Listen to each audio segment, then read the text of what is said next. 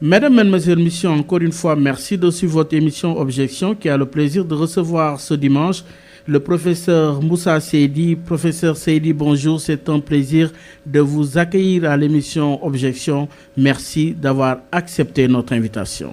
Bonjour Baye Omar, c'est moi qui vous remercie de me donner l'occasion de m'adresser à vos auditeurs. Permettez-moi, Baye Omar, avant de commencer l'interview, de saluer la mémoire de l'illustre disparu, M.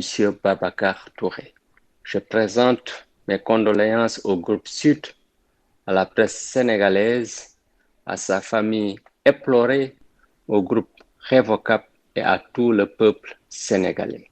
Je prie pour qu'Allah le Tout-Puissant l'accueille dans son paradis le plus élevé et que le Sénégal puisse conserver et mériter l'immense héritage qu'il lui a laissé. Amin, professeur, que le paradis soit sa demeure éternelle. Alors, qui est le professeur Moussa Seydi? Vous êtes professeur de classe exceptionnelle à la faculté de médecine, de pharmacie et d'odontologie de l'université Cheikh Anta Diop de Dakar. Également chef de service des maladies infectieuses et tropicales au CHU de Fann, coordonnateur du Centre régional de recherche clinique et de formation, président du comité antibiotique du Sénégal. Professeur Moussa Seydi est également membre du groupe de recherche sur les hépatites virales de l'Agence nationale de recherche sur le sida et les hépatites, membre du jury du CAMES, entre autres occupations professionnelles. Professeur Seydi est un ancien président de la Société africaine de pathologie infectieuse, membre de la Société française de pathologie infectieuse de langue française, de la Société médicale d'Afrique noire de langue française, de la Société sénégalaise de pathologie infectieuse, de la Société ouest-africaine de parasitologie, de Société sénégalaise de gastro-entérologie. Dans le cadre de la lutte contre la COVID-19, eh bien, le professeur Seydi est coordonnateur de la prise en charge médicale des patients atteints de COVID-19. C'est cela le prétexte. Et en tant que chercheur, vous êtes l'instigateur principal de plus d'une trentaine de projets de recherche dans le cadre d'une collaboration principalement avec l'Université de Washington. Professeur Seydi, vous avez obtenu des distinctions, le prix Alpha, meilleure équipe de projet Programme édition 2009-2010, homme de l'année au Sénégal 2014 par le site khalima.com. Vous êtes chevalier de l'Ordre national du Lion du Sénégal 2017. Voilà résumé le profil de celui qui est notre invité ce dimanche. Première question, professeur Moussa Seydi. Nous parlons de Covid-19. La progression rapide de la Covid-19 constitue un défi pour les hôpitaux. Vous en convenez avec moi, professeur Seydi? Oui, tout à fait. C'est un défi pour les hôpitaux, mais un défi qui va nous permettre, au sortir de cette crise, de tout repenser au niveau de la prise en charge hospitalière. Alors dites-nous, Moussa Seydi, professeur Moussa Seydi, dites-nous aujourd'hui comment se présente la situation actuelle de la prise en charge de la COVID-19. Oui, la prise en charge s'est beaucoup améliorée. Souvent, on me dit, oui, vous semblez serein avec le nombre de cas qui augmente et le nombre de décès. Et je leur rappelle qu'au début de la pandémie, qu'il n'y avait qu'un seul site de prise en charge, c'était le nôtre avec 12 lits. Maintenant, nous avons plus de 30 sites de prise en charge avec presque 2000 lits. Je rappelle aussi qu'au début de l'épidémie, on n'avait pas un seul lit de réanimation dédié à la prise en charge des cas graves. Actuellement, nous en avons une soixantaine. Il n'y avait qu'une seule équipe qui les prenait en charge, c'était la nôtre. Au moment où je vous parle, il y a au moins plus de 300 personnes qui ont déjà été formées dans le cadre de cette prise en charge. Il n'y a que Dakar qui avait un centre de traitement des épidémies. À l'heure où je vous parle, il y a un centre dans toutes les régions du Sénégal. Donc, c'est dire que nous, cliniciens, malgré l'évolution fulgurante du nombre de cas, nous sommes plus outillés pour faire face et nous sommes quand même bien organisés. Parce que dans le cadre de cette lutte, j'avais déjà désigné 2 points focaux le professeur Papa Sambaba, qui est le chef du service des maladies infectieuses de l'hôpital principal de Dakar, le docteur Ndeye Assatoula, qui travaille dans ma clinique. Et ces points focaux ont sillonné tout le Sénégal. Plus de 99% des centres de traitement ont été adaptés, ont été revus, ont été normés grâce à leur participation. Donc, nous, du point de vue organisationnel, du point de vue moyen, il y a quand même une amélioration nette qui s'est faite, malgré le fait que la situation soit inquiétante, si on veut utiliser ce terme. Oui. Mais la vérité est que rien n'est plus dramatique pour un médecin que de recevoir un malade et de ne même pas savoir où le mettre, de ne pas avoir les moyens pour prendre en charge ce patient. Vous le savez, pour nous, nous avons une obligation de moyens, mais pas une obligation de résultat. Donc, c'est pour dire, oui, la situation, on peut la qualifier comme on veut en fonction de ses sentiments personnels, mais nous restons sereins face à la situation. Est-elle inquiétante, cette situation? Les qualificatifs dépendent un peu de ce que l'on ressent dans son cœur. Moi, en tant que praticien, je suis serein. Mais je pense que le terme sérieuse, dire que la situation est sérieuse me conviendrait mieux. Parce que la vérité, c'est quoi? C'est que si on respecte les mesures, on peut s'en sortir sans trop de dégâts. Si on ne les respecte pas, mais ce que nous vivons, nous continuerons de le vivre encore longtemps. Parce que laissez-moi vous dire, au début, on pensait que l'épidémie n'allait pas durer. Donc, les mesures ont été édictées sur la base d'une pandémie qui n'allait pas durer, qui allait juste rester un ou deux mois. Avez-vous été surpris? Avez-vous été surpris par le fait que cette épidémie s'inscrit dans la durée? Dès qu'il y a eu des cas communautaires, je n'ai plus été surpris. Ça, j'ai toujours alerté par rapport à la gravité de ces cas communautaires. Ça, vous pouvez le retrouver partout dans les journaux. Dès qu'il y a des cas communautaires, alors là, c'est sûr que c'est une épidémie qui va durer. Et combien de temps ça va durer, personne ne peut le dire. Parce qu'on peut faire des projections, on peut faire des calculs. Nous avons des spécialistes en mathématiques appliquées qui peuvent quand même faire des modèles et prédire comment l'épidémie va évoluer. Mais il faut remarquer que dans cette évolution, il y a un facteur incontrôlable, c'est le comportement des populations. Oui, on va y revenir, professeur Moussa Seydi. Mais d'abord, professeur, cette progression rapide donc de ce virus aujourd'hui inquiète d'autant plus qu'aujourd'hui nous sommes à plus de 11 000 cas positifs. Mais il y a également les cas de décès. 229 décès à la date de ce samedi. Alors, justement, de ce point de vue, comment expliquez-vous et justifierez-vous justement ces chiffres et cette progression surtout? Oui, pour la progression du nombre de cas, dès qu'il y a eu des cas communautaires, il fallait s'attendre à ça. Je ne suis ni surpris par le nombre de cas, ni par le nombre de décès. Une personne infectée, on vous dit qu'elle peut infecter entre 2 et 3 personnes. Mais ça, c'est valable pour des études qui ont été faites, surtout en Europe. Chez nous, le premier cas, il y a eu un premier cas importé, il y a eu un deuxième cas. Le deuxième cas, mais a contaminé 20 personnes. Parce que nous avons un environnement social différent, nous avons un mode de vie différent, il y a une certaine promiscuité.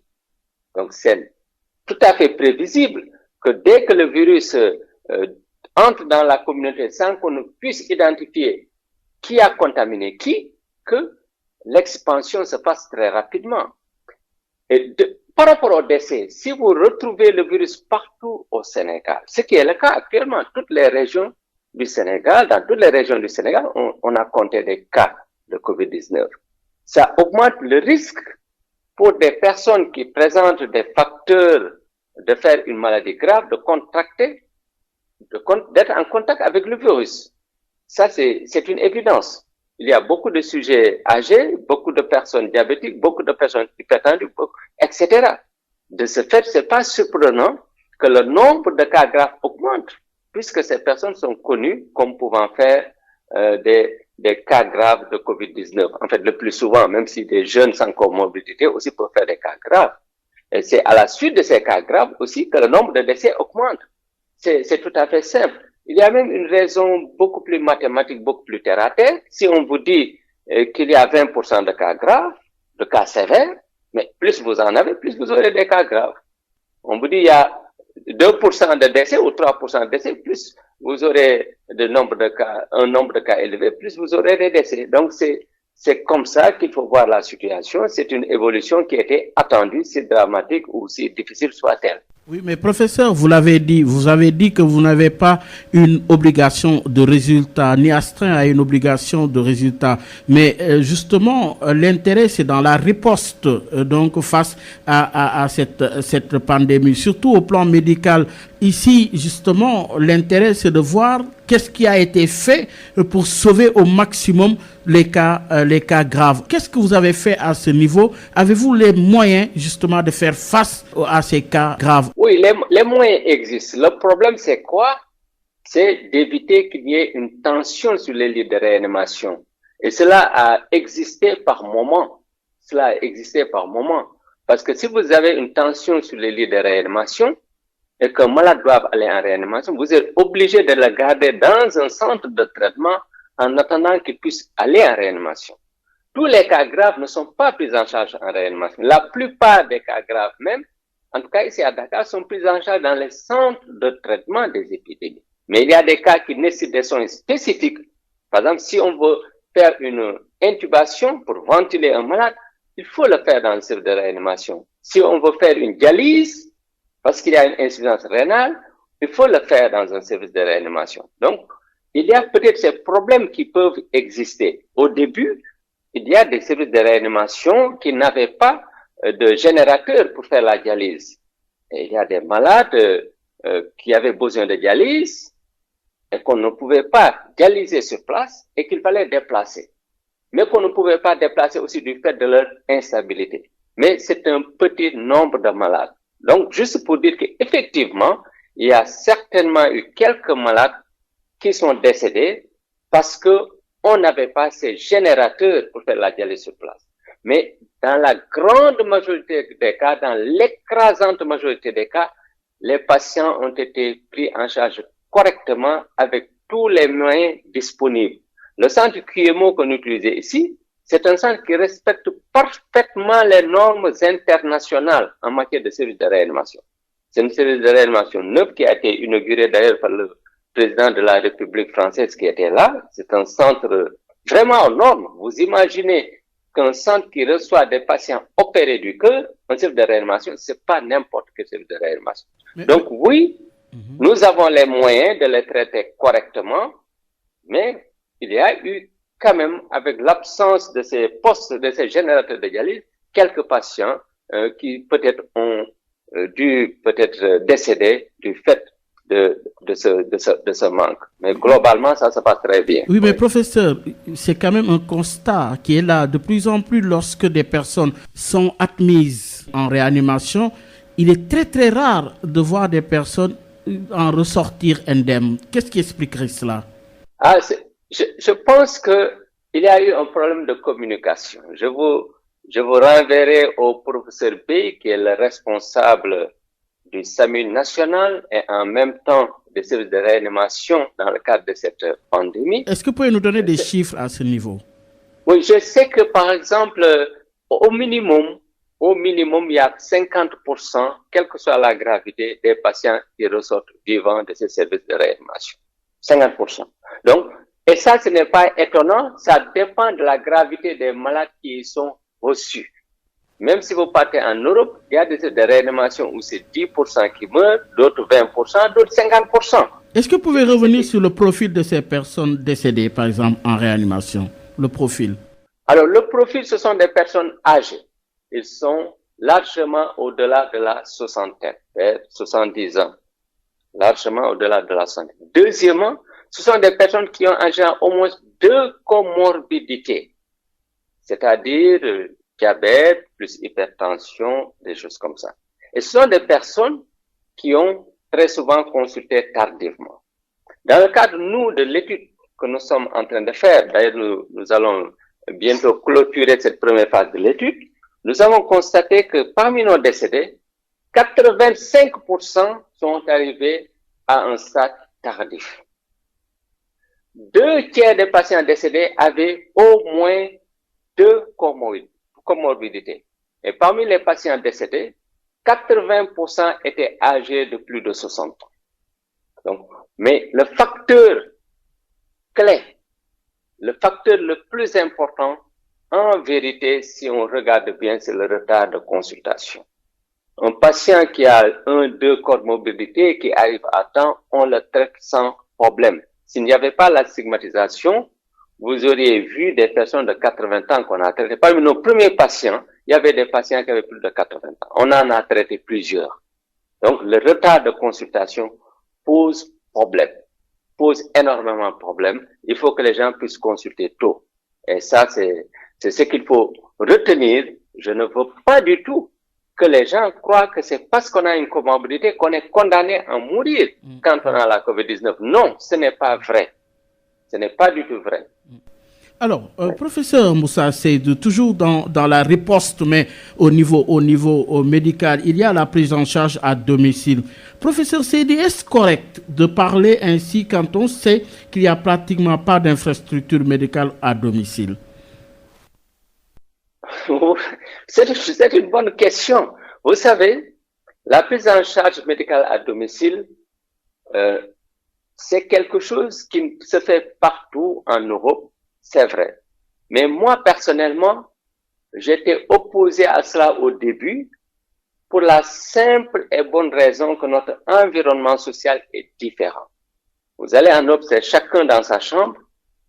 Ici, vous pouvez avoir 10 personnes, 4 personnes, 3 personnes dans une chambre. Donc, je pensais surtout à la transmission de la maladie à d'autres personnes.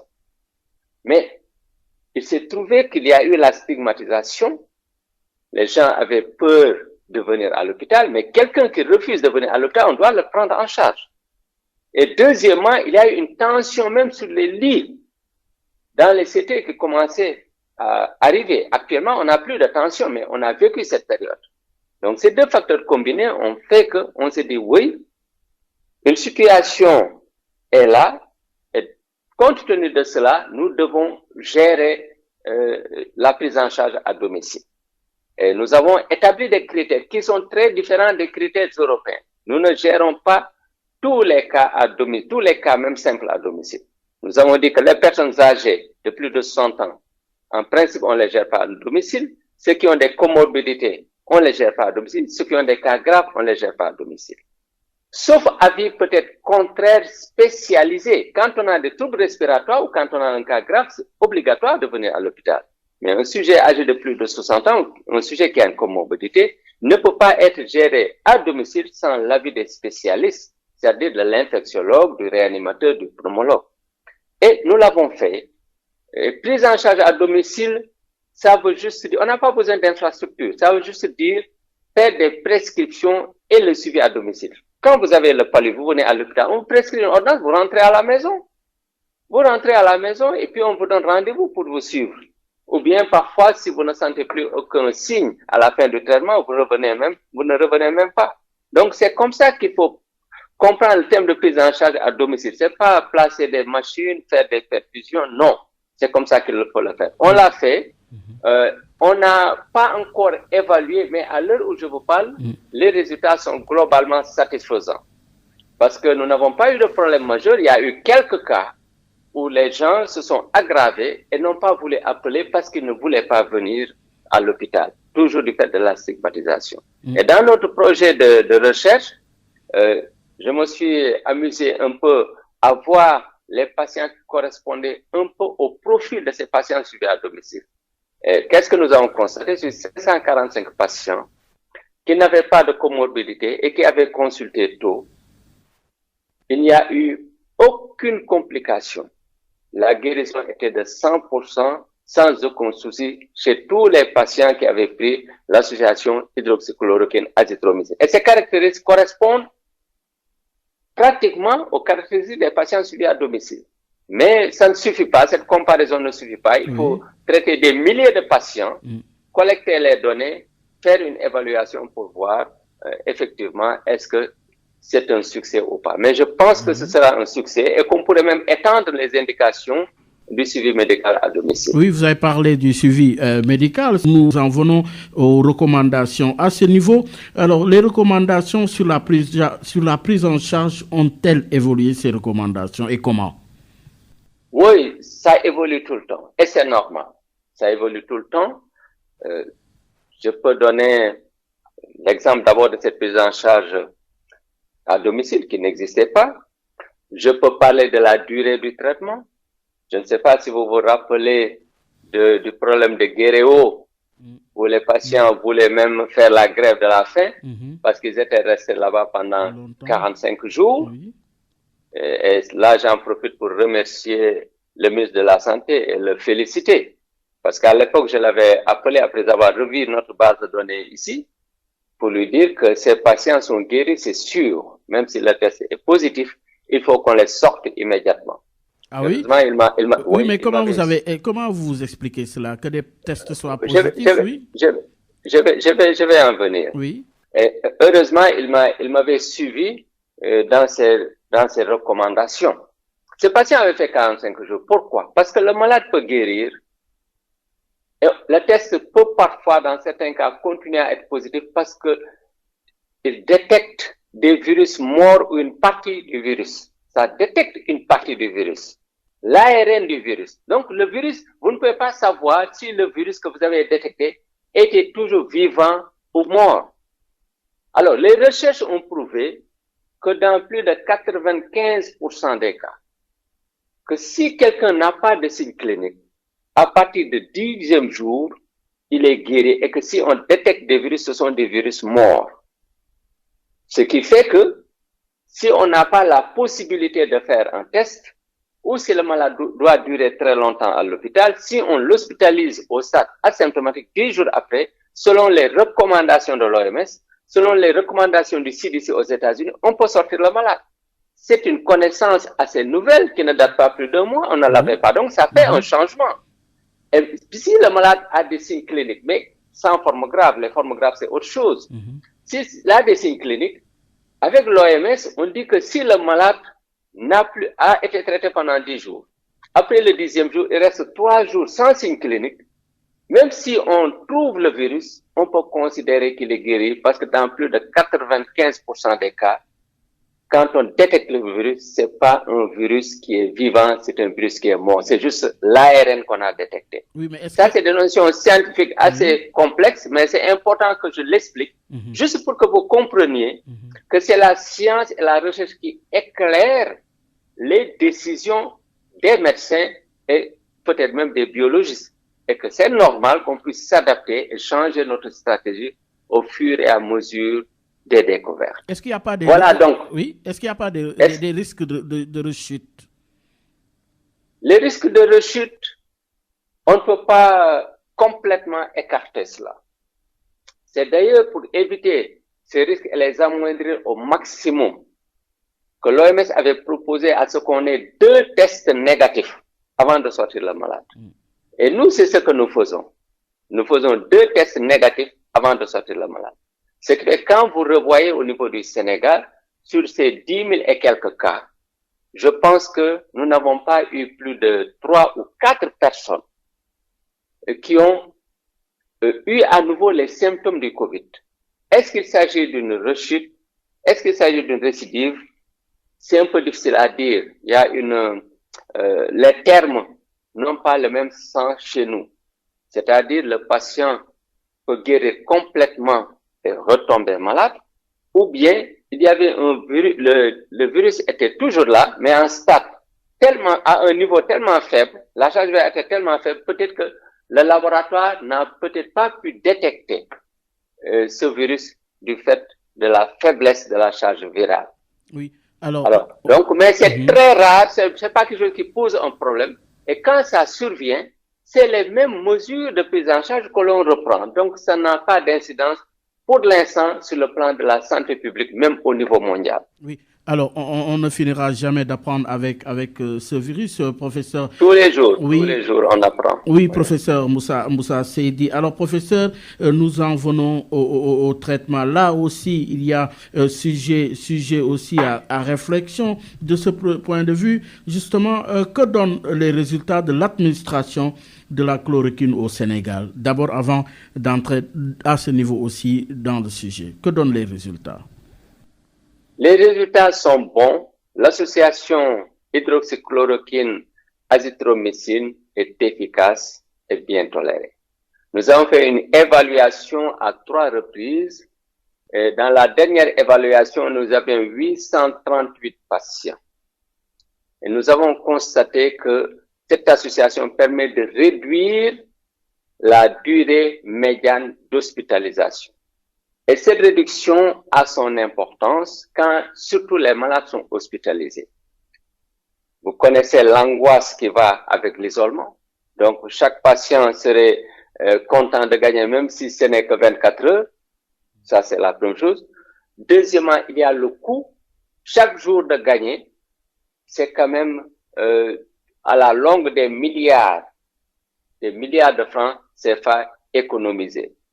Bon. Troisième élément, c'est que nous avons constaté que les patients qui prenaient le traitement tôt et qui l'ont pris pendant 3 jours ont tous été guéris sans séquelles, ont tous été guéris sans avoir de complications.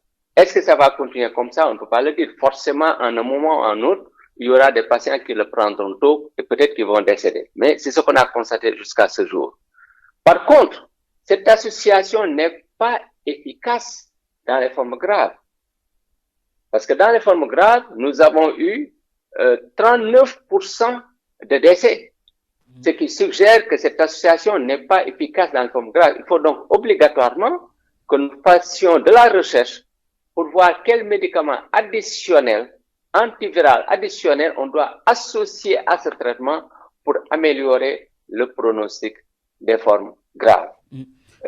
La recherche, c'est important là, il faut que je souligne certains aspects liés à cette association hydroxychloroquine azithromycine. Peut-être que vous allez poser la question, on va y revenir. Oui, mais justement, nous y restons, professeur. Oui. Parce que justement, de ce point de vue, pourquoi continuera-t-on à administrer la chloroquine alors qu'en Europe, les États-Unis l'ont abandonnée? Pourquoi? Voilà. Pourquoi je suivrai aveuglément les États-Unis et l'Europe? C'est une question que je vous retourne. Mais je vous la renvoie. Voilà. C'est vous le spécialiste, oui. Voilà. Parce que je ne pense pas qu'il soit adéquat, qu'il soit intelligent, qu'il soit acceptable que des chercheurs africains fassent leurs propres recherches, trouvent des résultats et qu'ils doivent ensuite abandonner les résultats de leurs recherches pour se fier à ce que d'autres ont trouvé ailleurs. C'est pas pensable. Ce n'est pas pensable. Ce n'est absolument pas pensable. À l'heure où je vous parle, il n'y a aucun traitement au monde qui est validé par l'Organisation mondiale de la santé. Nous nous sommes basés sur nos résultats pour continuer notre protocole. Les Américains se sont basés sur leurs résultats pour continuer le remdesivir. Et pourtant, il y a un article du Lancet, un excellent article écrit par les Chinois qui dit que c'est pas efficace. Mais les Américains, ils disent que c'est efficace. Ça réduit la durée de séjour de 15 jours à 11 jours. Donc, chacun se base sur ces résultats dans ce contexte en attendant qu'il y ait un consensus international. Et même s'il y avait un consensus international, est-ce qu'un chercheur qui a ces résultats et qui voit les malades, pas plus tard que hier, j'ai vu tous les malades du site de femmes qui sont atteints de Covid-19. Donc, nous ne faisons pas seulement de la recherche à partir des données comme le font certains, comme dans l'article de Lancet, on a beaucoup de données, on analyse. Non. Nous voyons les malades, nous les prenons en charge, nous faisons de la recherche. Est-ce que même dans ce cas, on va arrêter le traitement? Ça dépendra des autorités du ministère de la Santé. Mais tous les arguments nous poussent à continuer notre traitement et les résultats différents peuvent être trouvés entre nous et les Européens, entre les Américains et les Chinois. Ça, c'est courant en médecine. Ce qui est quand même important dans tout ça, c'est l'intégrité scientifique et intellectuelle. Alors, c'est ça qui a manqué dans cette pandémie. Vous savez, moi, au tout début, j'avais trouvé que l'hydroxychloroquine seul faisait mieux que sans traitement et l'hydroxychloroquine azithromycine faisait mieux que l'hydroxychloroquine seul. Mais quand je suis parti à 838 malades, j'ai constaté que l'hydroxychloroquine seul presque ne faisait pas de différence avec l'absence de traitement. Ah oui? Il y avait une différence juste d'une demi-journée. Donc, la vraie différence, c'était avec l'association azithromycine-hydroxychloroquine et les autres traitements. Donc, si vous associez, oui, c'est ça que j'ai trouvé, moi. Mais il y a d'autres qui ont trouvé que l'hydroxychloroquine seul déjà, ça marche très bien. Donc, moi, je ne me fais pas influencer par les résultats des autres. Et même le comportement du virus peut changer. Si en faisant mes études successivement, je trouvais que c'était efficace au début, ensuite ce n'est plus efficace, mais j'arrête tout bonnement. Donc, ma conduite est dictée par les résultats que je trouve. Oui, mais alors, oui, oui, là, c'est important que je précise. Oui. Alors, maintenant, je parlais d'intégrité. L'intégrité est importante parce que si aujourd'hui, je trouve quelque chose qui doit me faire abandonner l'hydroxychloroquine, je le ferai. Et c'est ça que je souhaite, trouver un médicament qui peut me guérir encore plus vite. Et cette intégrité a manqué. Et écoutez-moi bien. Oui. Le professeur Didier Raoul, je le félicite au passage pour son énorme travail, a fait une étude. L'étude avait des failles, c'est vrai. Lui, il le reconnaît selon les normes internationales. Il sait que l'étude avait des failles, il le savait comme tout le monde. Moi, je le sais.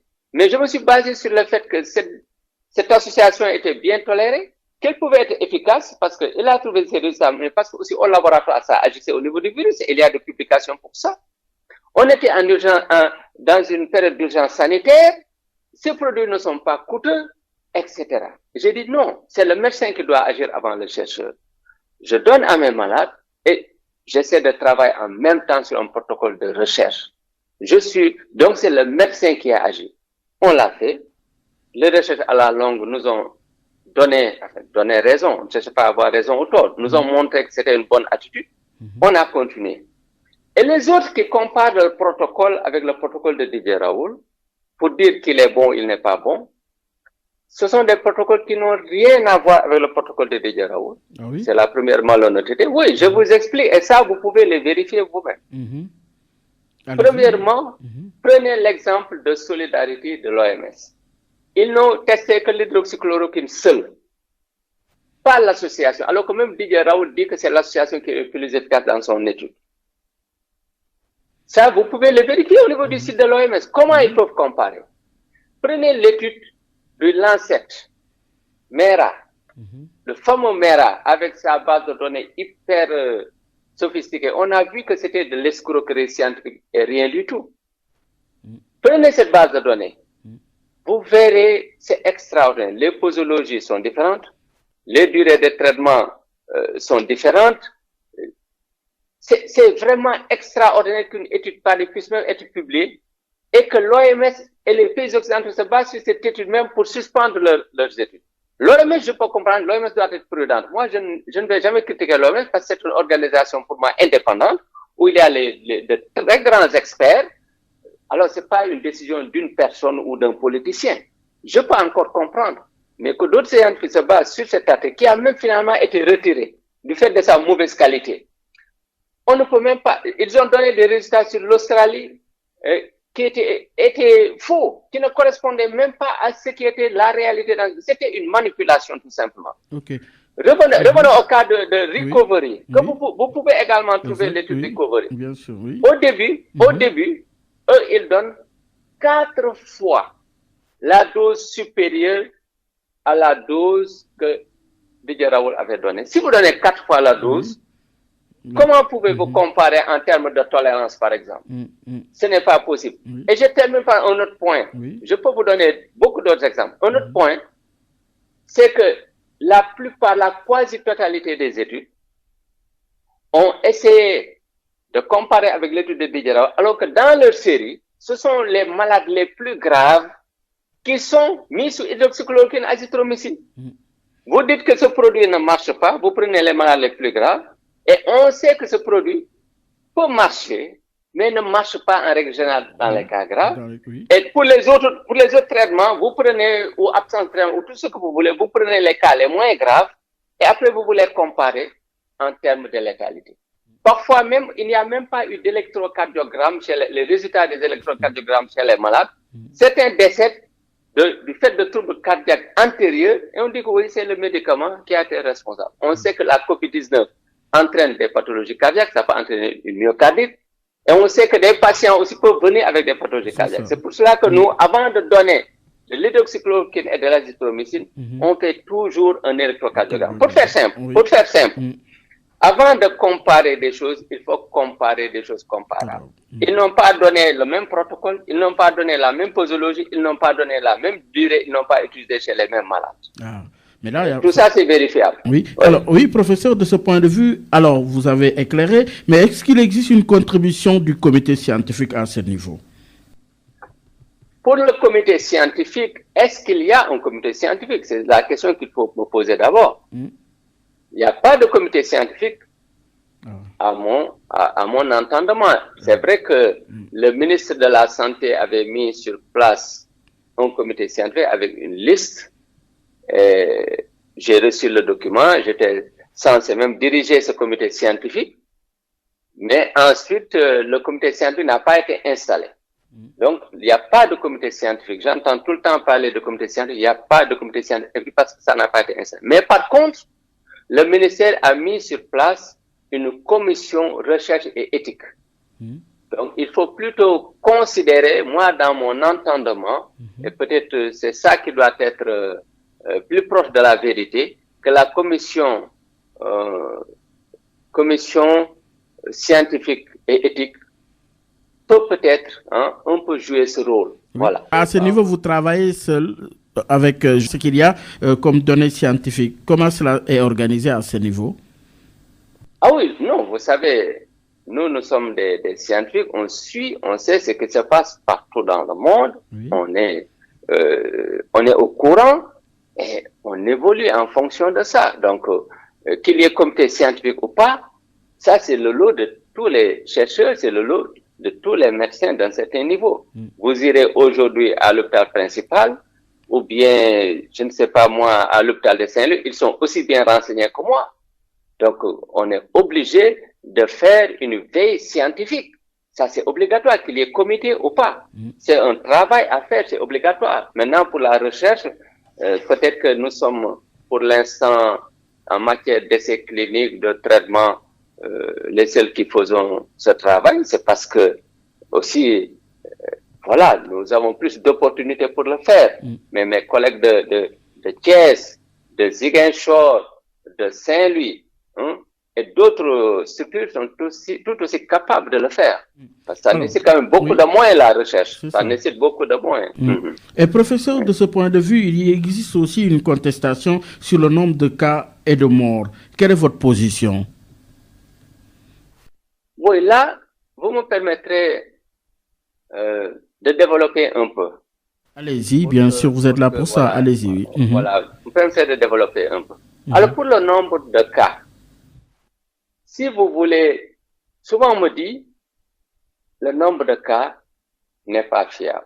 J'ai même vu des professeurs sénégalais qui sont sortis dans la presse étrangère pour dire que le nombre de cas et de décès au Sénégal, ce n'est pas fiable. Alors, Omar, si fiable veut dire détecter tous les cas dans un pays, aucun chiffre dans le monde entier n'est fiable dans le cas de cette COVID-19. Ah oui? Oui. Aucun chiffre. Je pèse bien mes mots, dans le monde entier. Parce que, pour le faire, ce qu'il faut, il faut dépister toute la population et le faire chaque jour. Et personne ne le fait. Parce que si vous dépistez aujourd'hui quelqu'un, il est négatif, demain, il peut être positif. C'est ça. Donc, ce n'est pas possible. Si vous testez uniquement les personnes contacts et les malades, vous allez dépister beaucoup de personnes, mais il y aura toujours des personnes contacts asymptomatiques, peut-être, qu'on a oublié de recenser. Et le plus souvent, même si on ne dépiste que les malades, on passe à côté d'un grand nombre de cas. Parce qu'il y a beaucoup de personnes qui sont asymptomatiques. Donc, si c'est ce que ça veut dire, il n'y a pas de, on ne peut pas parler de fiabilité, si c'est ça la définition. Deuxième chose, si par contre, on veut scientifiquement se baser sur des chiffres acceptables, je ne dis pas fiable à 100%, mais qu'on peut accepter, c'est de faire ce qu'on appelle des études de prévalence, comme on l'a fait dans le cadre de l'infection à VIH. Quand on vous dit que la prévalence est de 0,5%, il y a une enquête nationale qui a été faite qui permet d'estimer le nombre de cas. Là aussi, c'est une estimation, ça ne veut pas dire que c'est le nombre de cas compté, mais ça aurait pu aider. Et je pense que le Sénégal, il y a certains qui travaillent actuellement au niveau du Sénégal. En tout cas, moi, j'ai suggéré l'idée au niveau du ministère. J'ai mis en contact le ministère avec le service de santé publique et je suis prêt à travailler avec eux par rapport à cela. Okay. Le troisième élément, c'est quoi? Oui. Le troisième élément, c'est quoi? Si on veut maintenant dire, est-ce que tous ceux qui sont dépistés ont été déclarés, tous ceux qui sont décédés et qui sont connus Covid positifs ont été déclarés, mais ça, les chiffres du Sénégal sont fiables. On ne cache pas le nombre de personnes dépistées, on ne cache pas le nombre de personnes infectées, on ne cache aucun décès. Si c'est dans ce sens-là. C'est pour cela que ça peut paraître un peu trop détaillé les choses, mais je veux qu'on se mette sur un même registre. Quand les gens vous disent sur le plan scientifique, oui, c'est pas fiable, ils pensent à autre chose.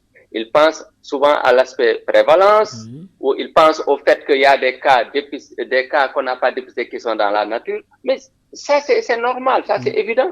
Mais mais dans la population générale, pour eux, dans leur esprit, on cache peut-être le nombre de cas ou le nombre de décès. Non. C'est pas le cas. Je peux vous assurer que ce n'est pas le cas. Le ministère de la Santé et de l'Action sociale communique de manière transparente sur le nombre de cas et le nombre de décès par rapport aux informations, moi, que j'ai. Et mes informations, je peux les considérer comme fiables parce que j'ai des points focaux qui assistent à toutes les réunions, même si moi, personnellement, je n'assiste pas à toutes les réunions. J'assiste aux réunions du Comité national de gestion des épidémies. Mais eux, quotidiennement, tous les jours, ils me représentent à des réunions. Donc, on est en contact.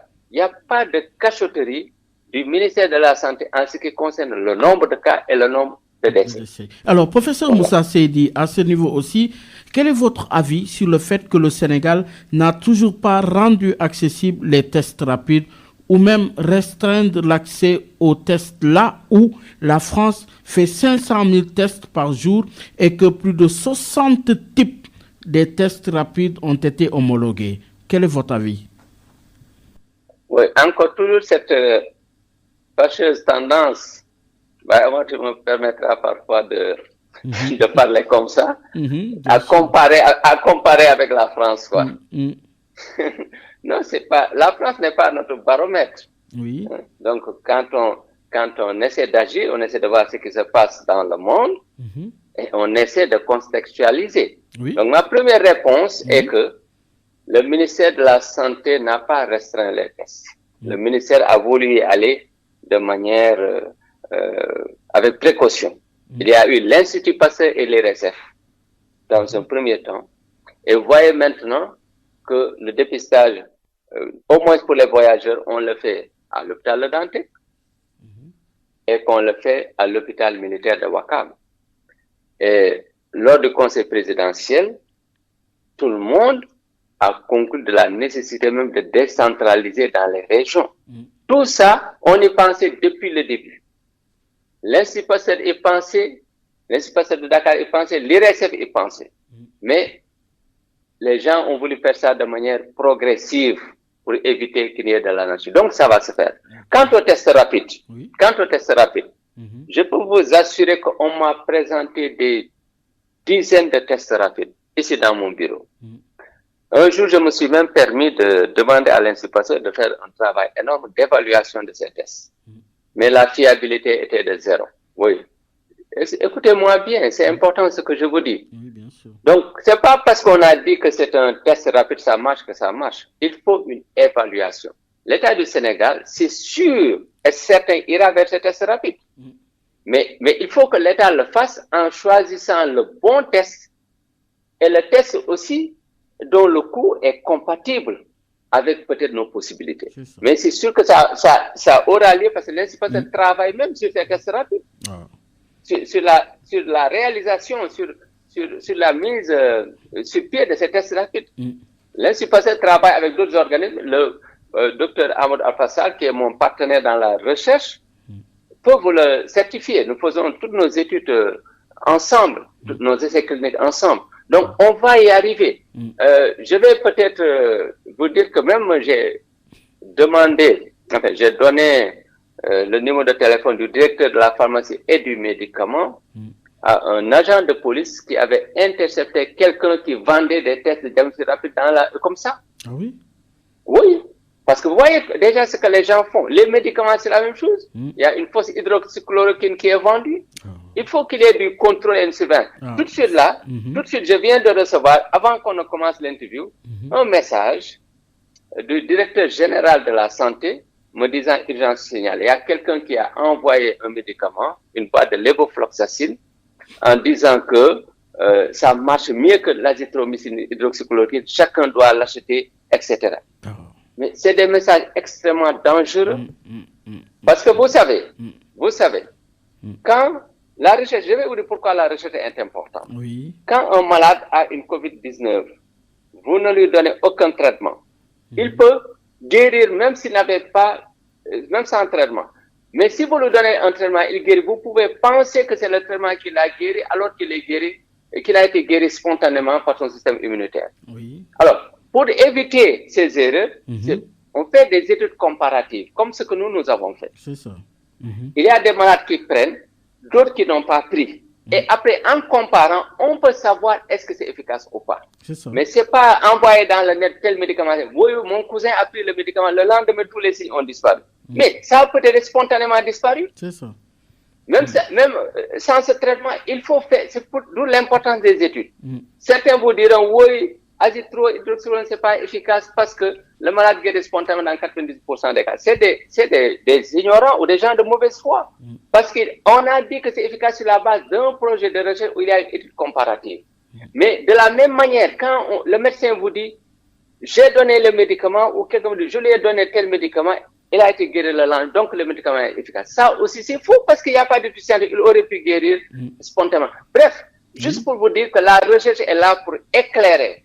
La recherche est là pour aider à prendre des décisions ou à confirmer des décisions ou à infirmer des décisions. Alors, donc ça, je voulais vous dire ça pour que vous compreniez que c'est une histoire de précaution, mais c'est pas une histoire de négligence. Le temps passe tellement vite. Alors, professeur Moussa Seydi, oui, est-il pertinent de reconstruire le service des maladies infectieuses situé à Dakar au lieu d'améliorer la qualité de la prise en charge dans les régions? Rapidement, professeur, quelle réponse? Là, on ne peut pas aller rapidement sur cette question. Ah, allons-y alors. Ah non, ça ne peut pas aller rapidement. Parce que voici une question qui est très perturbante pour moi. Ah oui, en quoi et pourquoi? Oui, extrêmement perturbante. Pourquoi vous ne pouvez pas le savoir si je ne vous le dis pas? C'est pour ça que je vais vous le dire. Allez-y, professeur Seydi. Alors, je suis dans un service de maladies infectieuses où l'eau s'infiltre à travers les parois. Au niveau de la cave, il y a de l'eau depuis plusieurs années. Il y a des problèmes d'étanchéité jusque dans la salle de réanimation. Il y a eu 9 départs d'incendie depuis que je suis chef de service. Ah oui? Le bâtiment bouge. Non, écoutez-moi, je n'ai pas fini. Le bâtiment bouge. Et il y a déjà depuis 20 ans des experts qui avaient dit que ce service est dangereux, qu'il fallait le détruire et le reconstruire. Alors, je deviens chef de service. Je dis, objectif numéro 1, trouver de l'argent pour construire le service. J'ai fait une trentaine de pays. J'ai rencontré des centaines de personnes pour voir qui peut m'aider. Je rencontre une organisation, une fondation privée qui me dit non, moi je n'investis jamais dans la structure de l'État. Et ils m'ont donné les raisons. J'ai été le premier à les convaincre de me donner un financement pour l'État. Enfin, pour l'État, pour l'hôpital Fann. Le ministre de la Santé ne les connaît pas. Le directeur de l'hôpital de Fann ne les connaît pas. C'est moi qui les connais.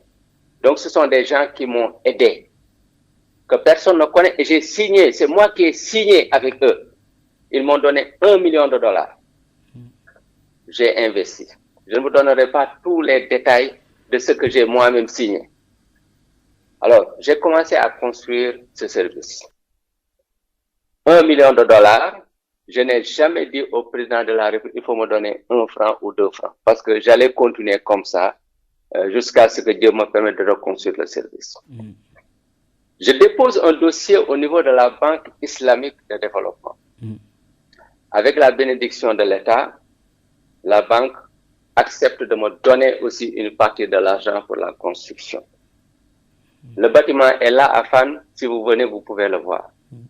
Donc, dans ce contexte, si le président a l'amabilité de me proposer spontanément de compléter le financement, et son apport est encore plus important que tout ce qui a été donné, et même la Banque islamique de développement, c'est lui, parce que sans l'État, la Banque islamique ne me donne rien. C'est clair. Donc, je pense que, regardant tous ces contextes, la nature du bâtiment, le travail que j'ai fait pendant 6 ans avec d'autres personnes qui m'ont aidé, l'argent qui a été déjà investi, ce qui a été obtenu de la Banque islamique de développement, je crois que la construction du secteur des maladies infectieuses, aucune construction au Sénégal ne peut être plus urgente que celle-ci. Donc ça, pour que vous ayez une vue de tout ce contexte, que vous sachiez que aussi bien les malades que les travailleurs au secteur des maladies infectieuses sont en danger, et ça je l'ai dit. Donc dans ce contexte, il ne faut pas douter de l'absolue nécessité de construire ce centre, et surtout que ce centre est déjà sur pied. On a déjà commencé par nos propres démarches. Donc, il ne s'agit pas ici de favoritisme ou etc. Non.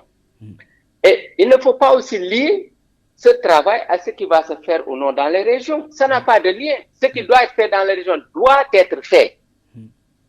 Mais c'est soit les maladies infectieuses, soit dans les régions. Parce que moi, même si l'État n'avait pas agi, j'aurais continué à faire mes démarches. Ce serait difficile, ce serait long. Oui.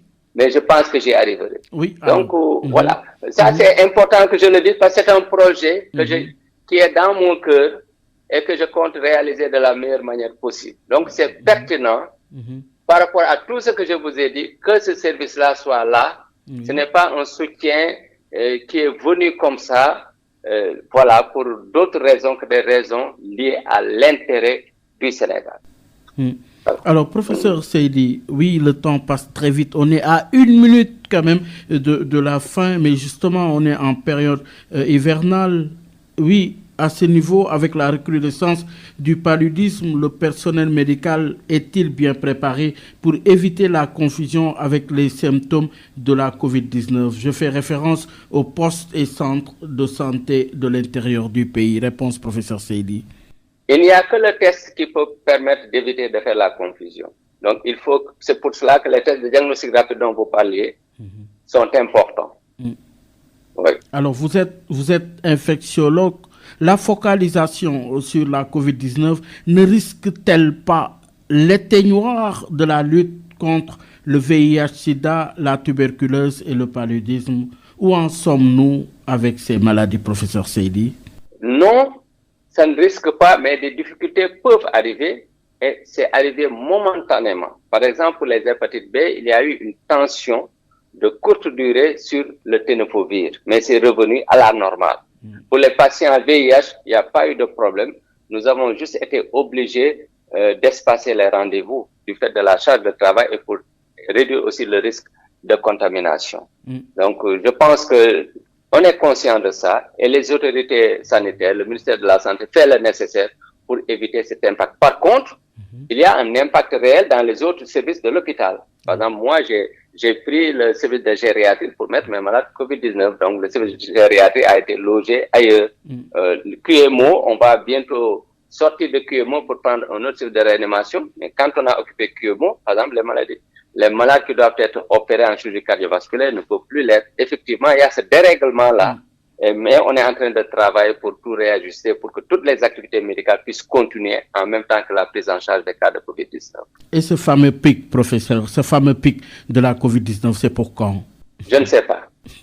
Merci. Je ne sais pas. Oui. Merci beaucoup. Merci beaucoup, professeur Moussa Seydi. En tout cas, ça a été un immense plaisir de vous accueillir à l'émission Objection et certainement, on aura d'autres possibilités pour clarifier et expliquer autant que possible sur la situation de la COVID-19. Merci, Moussa Seydi. Merci beaucoup. Bye, Omar. Au revoir. Mesdames, Messieurs, ça n'est tout. Excellente suite de programme sur la 98.5. Merci, au revoir et à dimanche prochain.